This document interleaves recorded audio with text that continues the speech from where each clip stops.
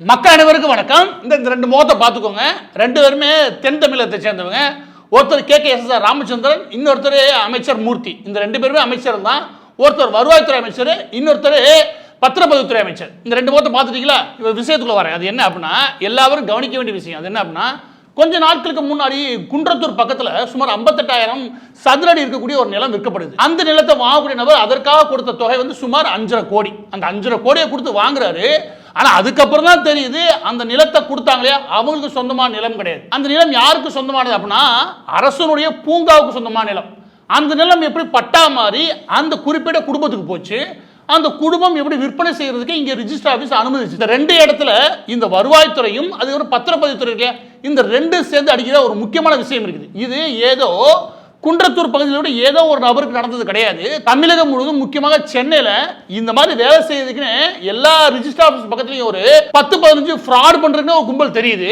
பார்க்க டிப்டாப்பா இருப்பானுங்க, எல்லாமே பேசுவானுங்க. ஆனா அவன் கண்டிப்பா உங்க கையில எவ்வளவு தொகை இருக்குது, உங்கள்கிட்ட இருந்து எப்படி அடிக்கலாம், உங்களுடைய பின்புலம் என்ன, நீங்க வெளிநாட்டுல இருந்து இங்க வரவரா எல்லா விஷயமும் அறிஞ்சு இவர் தான் சரியான இலக்குன்னு தெரிஞ்சு அவற்றிருந்து பெரிய தொகையை ஆட்டே போறதுக்காகவே தெரியுற கும்பல். இதை ஏன் நான் சொல்றேன் அப்படின்னா, சென்னை மாதிரி பெருநகரங்கள் ஆரம்பிச்சு தமிழகம் முழுவதுடைய முக்கியமான நகர்ப்புறங்கள் இல்லையா, இந்த பகுதிகளில் இந்த மாதிரி ஃப்ராட் பண்ணக்கூடிய, இந்த மாதிரி ஃபோர்ஜரி பண்ணக்கூடிய நபர்களுடைய எண்ணிக்கை திமுக வந்ததுக்கு அப்புறம் அதிகரிச்சிருக்கு. அதுக்கு முக்கியமான காரணம் இந்த அரசாங்க கட்டமைப்பு இருக்குல்ல, இது பெரிய அளவில் அவங்களுக்கு ஆதரவாக நிற்குது, இல்லாட்டி ஏதோ விதத்தில் உதவிகரமாக நிற்குது. அந்த தைரியத்தில் இவங்க ஆடுறாங்க. இதை கேளுங்க. இது என்ன, ஸ்ரீபெரும்புத்தூர் பக்கத்தில் VGP லே அவுட் ஒன்று போடுறாங்க. இதில் என்ன விஷயம் அப்படின்னா, இப்படியான பெரு நிறுவனங்கள் ஒரு 300 ஏக்கர் இல்லை 250 ஏக்கர் வாங்குறாங்க. அது லே அவுட் போட்டு வேற வேற பேர்களை விற்கிறாங்க. அப்படி விற்கும் போது என்ன பண்றாங்க அப்படின்னா, அந்த பகுதியிலுடைய கிராமங்கள், ஊராட்சிகள் அதுக்கு பொது பயன்பாட்டுக்கு நிலங்களை தானம் கொடுக்கணும். அப்படி கொடுத்த நிலத்தையும் பின்னாடி அந்த தானத்தை கேன்சல் பண்ணிட்டு அதையும் விற்கிறது. எப்படி, அது ஒரு 5 ஏக்கர் 6 ஏக்கர் அது ஒரு 50 கோடி மதிப்புல போகும். இப்படி வகை வகையா விதவிதமா திமுக அரசாங்கம் வந்ததுக்கு அப்புறம் இந்த வேலைகள் அதிகரிச்சிருக்கு. இதுல முக்கியமா ஒரு எடுத்துக்காட்டா சொல்றேன். இந்த நபர் இருக்காரு, இவர் பேரா அருண்வேல்குமார், டாக்டர் அருண்வேல்குமார். இந்த நபருக்கு வேலையே என்ன அப்படின்னா, கடந்த 15-16 வருஷங்கள் ரெக்கார்டு எடுத்து பார்த்தா இதுதான் வேலை. அது என்ன அப்படின்னா, இந்த விதமாக ரிஜிஸ்டர் ஆபீஸில் இருக்கக்கூடிய குளறுபடிகளை தெரிஞ்சுக்க வேண்டியது, இன்னொரு போட்டு வருவாய்த்துறை இல்லையா அதை கைக்குள்ள வச்சுக்க வேண்டியது, அதாவது VAO போன்ற நபர்களை கைக்குள்ள வச்சுக்க வேண்டியது, இந்த போட்டு ரிஜிஸ்டர் ஆபீஸில் கூட முக்கியமான நபர்களை கைக்குள்ள வச்சுக்க வேண்டியது, வச்சுக்கிட்டு ஒரு கட்டமைப்புகளை உருவாக்க வேண்டியது. அது எப்படியான கட்டமைப்புகள் உருவாக்குறாரு அப்படின்னா, அவருக்கு சொந்தமான நபர்கள், சித்தப்பா பெரியப்பா அப்படி நண்பர் வட்டம் இப்படி ஒரு இது மாதிரி ஃப்ராட் பண்றது ஒரு கூட்டத்தை உருவாக்க வேண்டியது. அது என்ன பண்றாங்க அப்படின்னா, ஒரு எடுத்துக்காட்டு சொல்றேன். அரசு நிலம் இருக்கு இல்லையா, அந்த நிலங்கள்ல எது கேள்வி கேட்பாரலாம் இருக்குதோ அந்த பகுதி பார்த்து தன்னுடைய சொந்தக்காரங்க பேர்ல அந்த பட்டாவை மாற்ற வேண்டியது, பட்டா ரிஜிஸ்டர் பண்ண வேண்டியது. ஒரு 2-3 வருஷம் போனதுக்கு அப்புறம் அதை அப்படியே மெதுவா ரிஜிஸ்ட்ரேஷன் ஆபீஸ் கொண்டு போய் அதுக்கு பத்திரப்பதிவு பண்ணி அதுக்கு பத்திரங்களை உருவாக்குறது. பின்னா அந்த பத்திரங்களை எடுத்துக்கிட்டு இன்னொரு நபருக்கு விற்கிறது. எல்லாமே இவங்க கேங்குள்ளேயே, வேற எவனும் வாங்க மாட்டான். இவங்க அவங்களுக்கு விற்கிறது, அவங்க இவங்களுக்கு விற்கிறது. இது எல்லாம் ஒரு ரெக்கார்டை உருவாக்கிட்டாங்க. அதுக்கப்புறம் இதை யார்டா தலையில கட்டலாம் அப்படின்னு சொல்லி தெரியுது. இது மட்டும் கிடையாது, விதவிதமா யோசிக்கிறது. இதெல்லாம் எக்ஸாம்பிளுக்கு ஏன் சொல்றேன் அப்படின்னா, வெளிநாடுகள்ல இருந்து இங்க ஏதாவது முதலீடு பண்ணணும் இல்லாட்டி ஏதோ ஒரு இடத்த வாங்கணும்னு நினைச்சு வச்சுக்கவே, அப்பயும் நீங்க உஷாரா இருங்க. சென்னைக்குள்ள புதுசா யாராவது தெரிஞ்சு வச்சுக்கவே, ஏதோ உங்க ஊர் மாதிரி நினைச்சாங்க இங்க ஏமாத்துறதுக்குன்னு ரூம் போட்டு யோசிக்கிறவங்களா இருக்கேன். அவங்க கூடுதல் எச்சரிக்கையா இருக்கணும். இங்க பாருங்க, இந்த மயிலாடுதுறை ஆதீனம் இருக்காங்க இல்லையா, இந்த மயிலாடுதுறை ஆதீனத்துக்கு சொந்தமான ஒரு நிலம் இருக்கு. அதை அவங்ககிட்ட ஒரு குறிப்பிட்ட அளவுக்கு லேண்டை நான் ஹாஸ்பிட்டல் கட்ட போறேன், நான் சர்வீஸ் பண்ண போறேன்னு சொல்லிட்டு அந்த இடத்த வாங்க வேண்டியது. அது லீஸுக்கு வாங்க வேண்டியது. லீஸுக்கு வாங்கி பின்னாடி அந்த இடத்துல தனக்கான உரிமை கொடுக்கப்பட்டிருக்குது. யாரு, ஆதீனம் தரப்புல எங்களுக்கு உரிமை கொடுக்கப்பட்டிருக்குது, அந்த ஹாஸ்பிட்டல் கட்ட போறேன், எங்களுக்கு தேவையான இன்வெஸ்ட்மெண்ட் தாங்க அப்படி சொல்லி ஊருக்குள்ள ஒரு வலையை விரிக்க வேண்டியது. அதுல யார் சிக்குவான்னு காத்திருக்க வேண்டியது. இதுல விஷயம் என்ன அப்படின்னா, இதுல சுவாரஸ்யமான விஷயம், இங்க ஹாஸ்பிட்டல் கட்ட போறான்ற விஷயம் அந்த ஆதீனத்துக்கும் தெரியாது. அந்த இடத்த வாங்கி வச்சுக்கிட்டு இங்க என்ன பண்ற அடுத்து அப்படின்னா, இதுக்குன்னு யாரும் வராங்களே அவங்கள்ட்ட என்ன சொல்றதுன்னா, நான் ஹாஸ்பிட்டல் கட்ட போறேன், நீங்க இதுல பாதி பங்குதாரா இருக்கலாம், உங்களுக்கு அதுல ஒரு மாதிரி அச்சம் இருக்கும் பட்சத்துலனா நான் உங்க பாதுகாப்பு உங்களுக்கு கொலெக்டர்ல ஒரு என்னுடைய நிலத்தை எழுதி தரேன் அப்படின்னு சொல்ல வேண்டியது. அப்ப பாதுகாப்பா நிலைமையில நம்ம இன்வெஸ்ட்மெண்ட் பண்ண போறோம் அப்படின்னு நபர் தேடி பிடிச்சி இவங்க எழுதி கொடுக்குற நிலம் இருக்கு பாருங்க, அங்கதான் பெரிய கேள்வி குத்து. நான் முன்னாடி சொன்னேன் இல்லையா, அரசாங்க நிலமா இருக்கும், அதுக்கு பட்டா எழுதி பின்னாடி அதை இவங்க பேர்ல மாத்தி அது இவங்களுக்குள்ளே கை மாத்தி அது இன்னொருத்துக்கு வித்ததா காமிச்சு கடைசியில் இந்த ஹாஸ்பிட்டலுக்கு யாரு முதலீடு பண்ண வராங்களே அவங்க தலையில கொண்டு போய் இது கொடுத்துட வேண்டியது. அதாவது நீங்க கொடுக்கக்கூடிய காசுக்கு இதான் கொலெக்டர், இந்த வச்சுக்கோங்க. அப்படி ஒரு நபர் அமெரிக்கால இருந்து வர இங்க அவருக்கு பூர்வீகனால தன்னுடைய தந்தை பேர்ல இப்படி ஒரு விஷயங்கள் செய்யலாமே அப்படி ஒரு ஆர்வத்துல சரி இதை முன்னெடுக்கவே அவர் என்ன பண்றாரு, வாங்கி டாக்குமெண்ட் ஃபுல்லா பாக்குறாரு. எல்லா டாக்குமெண்ட்டும் படிச்சதுக்கு அப்புறமும் அதை புரிஞ்சதுக்கு அப்புறம் தான் ஏறக்குறைய 6.5 கோடி மதிப்பிலான காசை இவருக்கு கொடுக்குறாரு. எவ்வளவு? 6.5 கோடி. அதற்காக இவர் என்ன பண்றாரு அப்படின்னா, திருப்போரூர் பகுதியில் 2 நிலங்களும், மதுரை பகுதியில் 1 நிலமும் எழுதி கொடுத்தாரு. திருப்போரூர் பகுதியில் எழுதி கொடுத்த 2 நிலங்களுமே அரசு நிலங்கள். இது எப்படி அரசு நிலங்கள் தெரியாம போய் அவர் வாங்கினாரு அவ்வளவு ஒரு முக்கியமான குற்றச்சாட்டு அவர் மீது வைக்கப்படலாம். யாரு?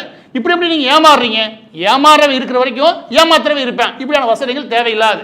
ஏன் அப்படின்னா ஏமாத்திரவே இருக்கக்கூடாது. இப்படிதான் பேசுறதை தவிர்த்துட்டு நம்ம இஷ்டத்துக்கு வசனங்கள் எழுதி தெரியக்கூடாது. ஏமாத்திரம்னா இருக்கவே கூடாது. ஏன்னா இந்த இடத்துல கூட ரொம்ப கடினமான விஷயம் என்ன அப்படின்னா, இந்த மாதிரி அரசு நிலங்களா மாறுதுல நீங்க வில்லங்கம் போட்டு பார்த்து ஒரு 50 வருஷத்துக்கு நீங்க வில்லங்கம் போட்டு ஒரு நிலத்துக்கான மதிப்பு என்ன, ஒரு நிலத்துக்கான வரலாறு என்ன பார்ப்பீங்க. ஆனா அது அரசு நிலமா இருந்து தனியாருக்கு போச்சா, இல்ல தனியார் இருந்து அரசு நிலமா மாறுதுன்னு விஷயம் கிடையாது.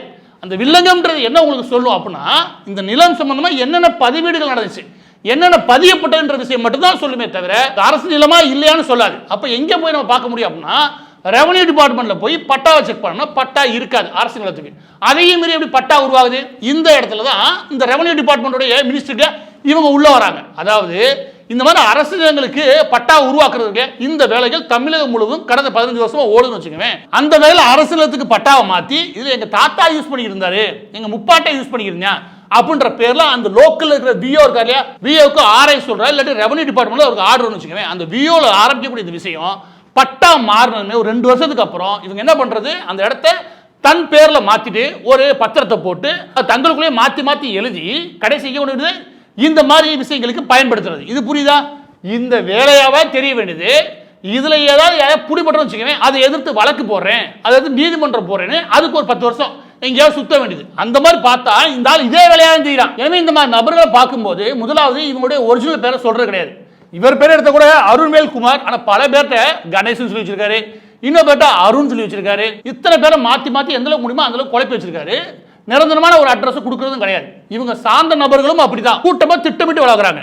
இதுல நம்ம கவனிக்க வேண்டிய விஷயம் என்னன்னா, நீங்க ஒரு முறை பார்த்துட்டீங்களா, அவருடைய ஆதார் கார்டு எல்லாம் வாங்கிட்டீங்க, சரி, மற்ற விவரங்களை சேகரிச்சிட்டீங்கன்னா நீங்க செய்ய வேண்டியது என்ன அப்படின்னா, தயவுசெய்து சொல்றேன், எஃப்ஐஆர் ஏதாவது இருக்கான்னு பாருங்க. அந்த ஆளுக்கு பின்னாடி ஏதாவது ஃபோர்ஜரி சம்பந்தமான புகார்கள் இருக்கா, இல்லாட்டி அந்த நில சம்பந்தமான புகார்கள் அந்த பகுதியில் இருக்கா, இல்லாட்டி நீங்க வாங்கக்கூடிய நிலம் இருக்கு இல்லையா, இல்லாட்டி உங்களுக்கு கொலட்ரா எழுதி கொடுக்குறாங்களே அந்த நிலம் இருக்கு இல்லையா, அந்த நிலம் எங்கே இருக்கு, அந்த நிலப்பகுதியில் போய் இவங்க யாரு என்ன அப்படின்றது கொஞ்சமா விசாரிக்க. 6.5 கோடி மதிப்பில் நீங்க நிலம் வாங்க ஆரம்பிக்கிறீங்கன்னா நிச்சயமா இவங்க என்ன பண்ணுவாங்கன்னா, அந்த 6 கோடியில ஒரு 60 லட்சத்தை ஒதுக்கி ரிஜிஸ்டர் ஆஃபீஸ்ல இருந்து விஓ வரைக்கும் கவனிச்சிருவாங்க. எனவே இங்க அமைச்சர் கீழே இருக்கக்கூடிய நபர்கள் வரைக்கும் எல்லாத்தையும் கவனிச்சு நீங்க நீதிமன்றம் வரைக்கும் போராடுறதுக்கு தேவையான வழக்கறிஞர்களை உருவாக்கி இது எல்லா சர்க்கிளோட தான் இந்த ஒட்டுமொத்த கூட்டமும் இயங்குது. எனவே உங்கள்கிட்ட இருந்து காசு வாங்கி இந்த ஒட்டுமொத்த கூட்டத்தையும் எற போட்டு இந்த கும்பலால வளர்க்க முடியும். ஆகவே இவங்களை பொறுத்த வரைக்கும் 6 கோடியில் 50 லட்சம் போலாம் பரவாயில்ல, 6 கோடி நமக்கு வந்துச்சா, அதுக்கப்புறம் ஏதாவது மீறி வந்தேன்னா உன்னை மிரட்டி பார்ப்போம். இங்கே கூட பாருங்க, இந்த ஆள் பேர்ல 2 எஃப்ஐஆர் இருக்குது. இதே மாதிரி எஃப்ஐஆர் ஒருத்தர் எஃப்ஐஆர் கொடுத்துருக்கான், நீங்க நம்புங்க என்ன நடந்திருக்கான், அவன்கிட்ட இடத்த எழுதி வாங்கியிருக்காங்க. இடத்த எழுதி வாங்குறது போது செக் கொடுத்துட்டு அவங்கள கிளம்பி வந்துட்டாங்க. அந்த செக் வேஸ்ட்.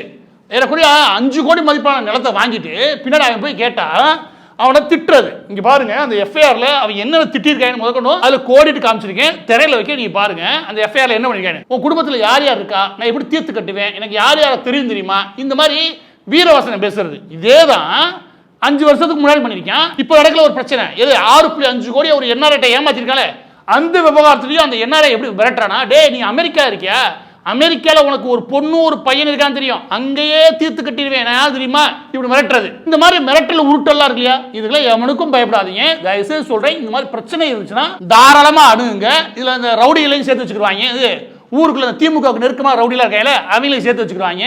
நீங்க போன இந்த ரவுடிட்ட போவாங்க, ரவுடி என்ன சொல்லுவாங்கன்னா, இந்த பிரச்சனை தோல் முடிச்சு நீ ஓடி போயிரு, இந்த பிரச்சனை போயிட்டு வந்தேன்னா உடனே நாங்க உண்டிலே பண்ணுவோம். இவங்க ரவுடி பக்கத்தை நின்றுக்க வேண்டியது. இதுதான் சென்னையுடைய தற்போதைய நிலவரம். கடந்த 3 வருஷத்துல திமுக உருவாக்கக்கூடிய இல்ல டெவலப் பண்ணிருக்கக்கூடிய நிலவரம். பதிவோட இறுதியாக நான் சொல்ல வேண்டிய விஷயம் என்ன அப்படின்னா, இந்த பத்திரப்பதிவு துறை ஆகட்டும் இல்லாட்டி வருவாய்த்துறை ஆகட்டும், இந்த 2 துறையிலும் இருக்கக்கூடிய அமைச்சர்களுடைய உதவியாளர்கள் அவங்க நீளக்கூடிய அந்த ஊழல் வட்டம் இருக்கு இல்லையா, அந்த ஊழல் வட்டம் எப்படியா நீளுதுன்னா, ஒரு பக்கத்து இந்த துறை வாரியா சம்பாதிக்கிறது இல்லையா, இதை ஃபுல்லா திமுக தலைமை குடும்பமான கருணாநிதி குடும்பத்துக்கு கொடுத்தாகணும். அதுல இருந்து ஏதாவது கிள்ளி போட்டாதான் இவங்களுக்கு. இதை தாண்டி இவங்க எப்படி சம்பாதிக்க முடியுது அப்படின்னா, இந்த ஏரி குளம் அதை பட்டா போட்டு விற்க வேண்டியது, இதில் ஆரம்பிச்சு என்னென்ன செய்யணுமோ அத்தனை வேலையும் செஞ்சாலே இவங்க சம்பாதிக்க முடியும். அந்த வேலையை தான் ஒரு பக்கம் நமக்கு வருமானத்தை சம்பாதிச்சு அவங்க கொடுத்துட்டோம், எனவே நாமளும் பொழைப்போம்னு சொல்லிட்டு இந்த அமைச்சர்கள் உள்ள புகுந்து இந்த வேலை பார்த்துட்டு இருக்காங்க. அதோட சிறந்த எடுத்துக்காட்டு தான் இந்த அருவேல்குமார் போன்ற நபர்கள் உருவாகி சுதந்திரமா சுத்துறது. இல்ல காமெடி என்ன அப்படின்னா, இந்த ஆளை பற்றின எல்லா விஷயமும் சொல்லி காவல்துறையிட்ட சொல்லியாச்சு. காவல்துறை அங்கே போயிருச்சு. காவல்துறை போனதுக்கு அப்புறம் நீ போலீஸ் ஸ்டேஷன் போயிட்டே இருக்க, நான் பின்னாடியே வந்துடுறேன் அப்படின்னு இவர் சொன்னாராம். அதை நம்பி காவல்துறை வந்துருச்சான். அதுக்கப்புறம் என்னது, அவர் ஓடி போயிட்டாராம். நீங்க யோசிங்க, எங்கேயாவது காவல்துறை நீங்க போய்கிட்டே இருங்க வந்துங்கன்னா நம்மளை விட்டு நினைக்கிறீங்க, இந்த ஆளு விஷயத்துல மட்டும் நீங்க போய்கிட்டே இருங்க வந்துருச்சுட்டு ஓடி போயிட்டாராம். இது கேட்க ஒரு கதையா இருக்கு. இன்னொரு பக்கத்து இது கேஸை கொண்டு போய் பாதிக்கப்பட்ட நபர் நீதிமன்றத்தில் நிற்கிறாரு. அவரு அமெரிக்கால இருந்து வந்து போறதுன்னு வச்சுக்கோங்க. நீதிமன்றத்தில் நின்றா நீதிமன்றம் என்ன போகணும், இவரோட தன்மை என்ன, இந்த நபருடைய வரலாறு என்ன, விற்கப்பட்ட விஷயம் நியாயமா நடந்திருக்கா அப்படின்ற விஷயத்தெல்லாம் எனக்கு தெரிஞ்ச 2வது 3வது விஷயத்தை தெரிஞ்சிட முடியும். இந்த ஆள் தலைமறைவு இன்ன வரைக்கும் போதிய விசாரணை வேகப்படுத்தவே இல்லை. அப்ப வேகப்படுத்தாம இருக்கிறதுக்கு எது எது தடைகள்லாம் இருக்குது. எனவே தான் சொல்றேன், இங்க அமைச்சர் வரைக்கும் வியோல ஆரம்பிச்ச அமைச்சர் வரைக்கும் இந்த மாதிரி ஃப்ராடுகளுக்கு போதுமான புகலிடமா திமுக தமிழகத்தை மாத்தி வச்சிருக்கு.